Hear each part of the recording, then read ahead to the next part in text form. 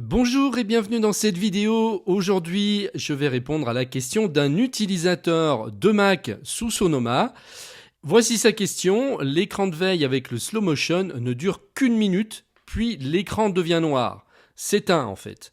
Sais-tu comment je peux rallonger le temps de veille de l'écran pour profiter au maximum des vidéos slow motion sans avoir à bouger la souris toutes les minutes ?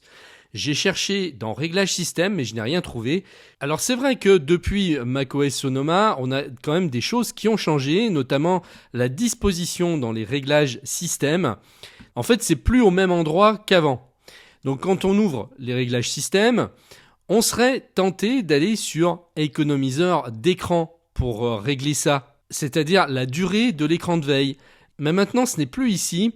Cette section va uniquement nous servir à choisir nos économiseurs d'écran et rien d'autre. Comme vous pouvez le voir, vous allez juste sélectionner quel type d'économiseur vous voulez. Mais pour tout le reste, les réglages vont se faire sur écran verrouillé. Et c'est là que vous allez faire vos réglages. Lancez l'économiseur d'écran en cas d'inactivité et éteindre l'écran en cas d'inactivité. Donc, dans le cas de cet utilisateur, je pense qu'en fait, éteindre l'écran en cas d'inactivité est réglé sur 1 minute. Et c'est pour ça que l'écran devient noir au bout d'1 minute. Donc, il suffit de sélectionner la durée qu'on souhaite. Moi, je mets pendant 30 minutes, ce qui fait que l'écran ne va s'éteindre qu'au bout de 30 minutes. Après, vous pouvez rallonger ce délai jusqu'à 3 heures ou jamais. Alors moi, je vous conseille quand même de mettre une limite à 30 minutes, 1 heure. Pourquoi ? Parce que ça prend de l'énergie pour rien du tout. Donc à vous de voir si vous voulez sélectionner 20 minutes, 30 minutes par exemple, ou 1 heure. Et ensuite, donc, vous allez pouvoir aussi jouer sur lancer l'économiseur d'écran en cas d'inactivité. Et là, c'est le délai au bout duquel l'économiseur d'écran va se lancer. Donc, le slow motion. Moi, j'ai sélectionné 20 minutes. À vous de voir si vous voulez diminuer ou augmenter. Alors si vous augmentez, évidemment, il faut que ce soit cohérent avec donc le délai que vous allez sélectionner pour éteindre l'écran en cas d'inactivité.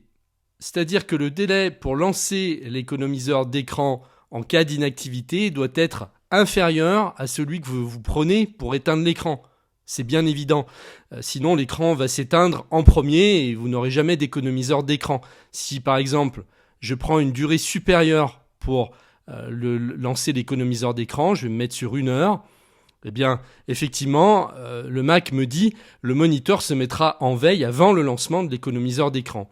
Et d'ailleurs, réflexion faite, je pense que cet utilisateur a en fait mis la même durée pour l'économiseur d'écran et éteindre l'écran. C'est-à-dire qu'il a dû mettre 30 minutes par exemple et 30 minutes. Ce qui fait que au moment où l'économiseur d'écran se lance, l'écran s'éteint lui aussi. Ce qui fait qu'il n'a pas le temps de profiter de son écran slow motion. Donc si vous voulez vraiment profiter de votre écran slow motion, vous mettez une durée assez courte, c'est-à-dire que au bout de 10 minutes, l'économiseur d'écran se déclenche et l'écran s'éteint qu'au bout de 30 minutes, ce qui fait que vous allez pouvoir en profiter pendant 20 minutes. Le lancement de l'économiseur d'écran ne lance pas forcément le verrouillage de l'écran, puisque vous avez la possibilité ici de le régler. Exiger un mot de passe après le lancement de l'économiseur d'écran ou l'extinction de l'écran. Est-ce que vous voulez verrouiller votre écran quand l'économiseur d'écran se lance ? Est-ce que vous voulez mettre un délai ou ne pas le verrouiller du tout ? Vous avez la possibilité de le régler ici. Donc là, par défaut, il est réglé sur 5 minutes. Ça veut dire que le verrouillage de l'écran va se faire 5 minutes après que l'économiseur d'écran se soit lancé. Si je ne souhaite pas verrouiller mon écran parce que je suis chez moi et que c'est inutile pour moi de verrouiller mon écran, je vais cliquer ici et je vais cliquer sur « Jamais ». Si au contraire, je veux qu'il se verrouille immédiatement à l'économiseur de l'écran, je vais cliquer sur « Immédiatement ». Et si je veux que ça se produise au bout d'un certain temps, je vais choisir quel délai. Le verrouillage est pertinent quand on a des personnes qui sont à proximité de notre ordinateur et qu'on n'a pas forcément 100% confiance en eux. Ça peut être nos propres enfants, qui risquent de faire des conneries tout simplement. Ça peut être quand on travaille en équipe, il vaut mieux pas laisser son ordinateur ouvert parce que finalement, On ne sait jamais ce qui peut se passer. Quelqu'un de curieux peut venir fouiller sur mon ordinateur ou faire des choses qui ne sont pas souhaitables. Donc voilà à quoi sert le verrouillage. Après, si vous êtes chez vous tout seul ou en couple et que vous savez que vous avez 100% confiance en la personne qui est là, il n'y a pas forcément besoin. Après, moi, le verrouillage, c'est une habitude que j'ai prise et que je déclenche automatiquement au bout d'un certain temps de toute façon, parce que, tout simplement, c'est mieux par mesure de sécurité. On ne sait jamais si, par exemple, vous avez des cambrioleurs, et que vous n'avez pas verrouillé votre ordinateur, ça pourrait faire des dégâts incommensurables. Pensez à ça aussi. Le fait de verrouiller fait que si vous vous faites cambrioler, au moins ils n'auront pas accès à vos données. Ensuite, vous avez des options en dessous. Donc vous pouvez afficher l'horloge en grand, alors sur l'écran verrouillé, ou tout simplement sur l'économiseur d'écran et l'écran verrouillé, ou jamais. Afficher le nom d'utilisateur et la photo, afficher les indices de mot de passe, afficher un message en mode verrouillé, et vous avez aussi des options au changement d'utilisateur. Vous pouvez choisir si la fenêtre de session affiche la liste des utilisateurs ou le nom et le mot de passe. Et vous pouvez aussi afficher les boutons suspendre, redémarrer et éteindre ou non en décochant ici. Donc là, si je verrouille mon écran en l'état, voilà ce que ça donne.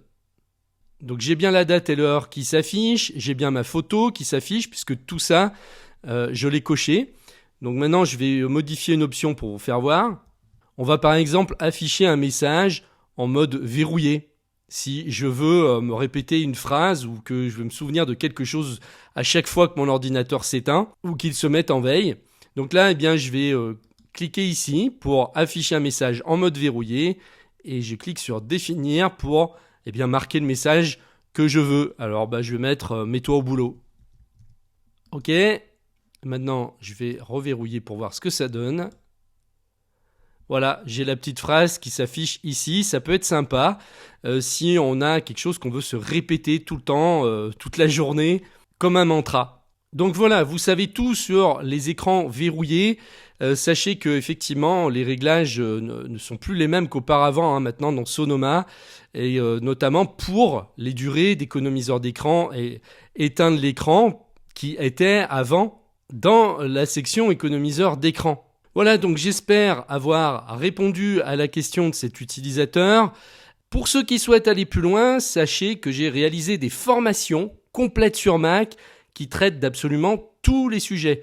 Du système macOS aux applications natives comme Safari, Mail, Rappel, Photos, Notes.